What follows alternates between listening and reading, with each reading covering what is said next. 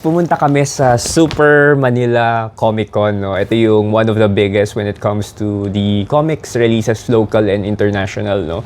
Grabe ang daming tao nito. Nakita namin yung mga friends namin doon, yung mga kasama natin mga local artists sa sari-sari, no? Tapos ang dami nilang binibigay. Nakakahiya nga eh. And actually, isa-isahin natin yan. So, first one is we got this print from Lily Toys, no? So, Moods of Gigi. It's an artwork print, no? From Lily Toys. Maraming salamat. Tapos, gabi, ang dami talaga nito. Meron rin tayong Kahel. We have acquired this Kahel na comic book. This is from Monkey Boy. Ayan, dalawa yung nakuha natin. And then, meron siyang illustration sa loob. It's a full-blown comic, no? So, sabi sa akin ni Monkey Boy is susundan pa to. These are the first two. Pero, masusundan pa to ng series, no? Next, we acquired stickers from Vincent Trinidad, di ba? Tapos pre, di ba may mga stickers yan, yung pusa. Yung mga ginawa niya dito, nilagay niya yung mukha niya. Pinata niya yung pusa, ginawa niya yung mukha niya. Di ba? Ang cute, ang kulit. Ayan.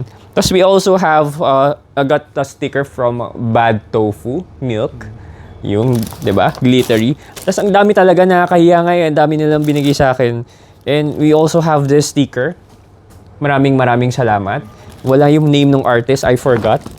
And we also have this broccoli. Tapos meron pa tong, may na-acquire tayo from Enchong, the Burger Skate. No, actually, hindi ko pa to nabuksan. First time natin, blind box daw to eh. So, ito yung nakuha nating toy. First time ko makikita. Uy, burger. Tapos may skateboard. Nababalance ba yan? Pucha, gumagana.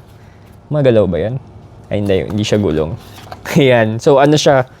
Burger skate. Tapos, ito yung sticker niyang kasama. Ayan. Maraming salamat. Enchong. Enchong D? Artista ba yun? Hindi, Enchong lang siya, di ba? Enchong lang siya. Hindi siya Enchong D, hindi siya artista. Hindi yung artista. Mas gwapo, pero mas gwapo to kay Enchong D. Di ba? Next, we have... Dami talaga, pre. Ako sabi sa'yo, may sticker pa tayo, Vincent Trinidad, pahabol. And we also got sticker pack from Monkey Boy. Ayan. Naalala niyo yung yung sa sari-sari, diba? Ito yung ginawa niya yung sushi, diba? Daming stickers na naman. And also, we have this from Wetworks. Hero na pin. Angas, no? Ganda, oh. We also got stickers from Clarice. I think this is Maria, di ba? So, kita yung front niya instead of the back na naka-off-white lagi. But this time, naka-front na siya. Ito, ang dami, laging may show tong sa iba-ibang bansa, What else we got? We got stickers. Ayan, some more stickers. And we have a new one from Glen Jutsu. Might as well follow this. Sabi ko, ngayon ko lang nakita yung artist na to. Bago lang sa paningin ko, no? Might as well give him a follow, no? And we also have stickers from Seralix and from Miko. Cosmic Patrol, diba? Ayan, maraming salamat at pinaalala ko sa akin. We also got this photo print, art print from Jao P. Jao P palang pronunciation yun. Bago lang, hindi pa natin siya naka-work. Si Jao P. Pero tawag daw sa kanya, Jao. Pero Jao P pala talaga. So, ayan. And also, dami pa nito. Mga pins. We got pins from, daming binigay ni Monkey Boy. Ayan o. Pins. O, tatlong iba-ibang klase. Maraming salamat. Kahit nakakahiya. Thank you so much. Nahiya ako. Ang dami yung binigay. We also got this from RM Tagasa. Sticker rin, no? Ano pa? Plus some more stickers. O, si RM Tagasa rin. And then si Custom Resin Works Custom Lab. Ayun. Maraming salamat sa mga binigay nyo.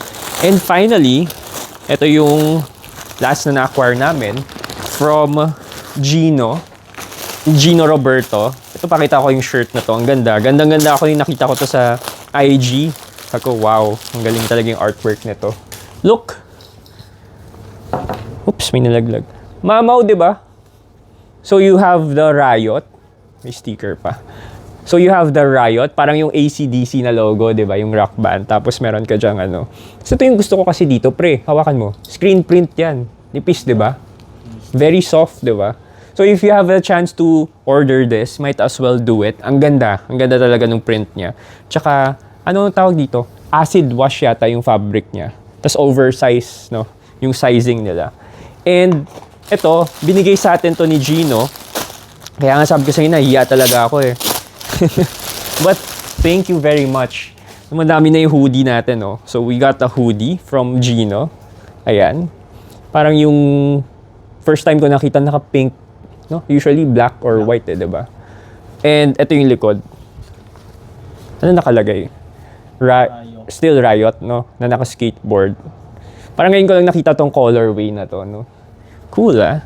So, marami tayong backlog ng mga isusuot na mga hoodie, no? Habol tayo. May binigay pa si 8FF sa atin before na susuotin pa natin. So, maraming salamat, guys. And it's heartwarming to see all of you sa Super Manila Con. And hopefully, magkatrabaho tayo uli, mga guys, ha? Yun lang.